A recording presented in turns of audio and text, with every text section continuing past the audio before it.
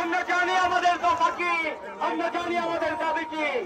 আমরা সুস্পষ্ট ভাবে বলতে চাই, এই যে কারফিউ, এই যে গণগ্রেফতার, এই যে ধরপাকড়, এইগুলার বন্ধ করতে হবে রোববারের মধ্যে। আগামী রবিবারের মধ্যে সকল গ্রেফতারকৃতদের মুক্তি দিতে হবে। আগামী রবিবারের মধ্যে এই যে কারফিউ, সেই কারফিউ তুলে দিতে হবে। আগামী রবিবারের মধ্যে সকল শিক্ষা প্রতিষ্ঠান খুলে দিতে হবে। আগামী রবিবারের মধ্যে সরকারকেও পদত্যাগ করতে হবে।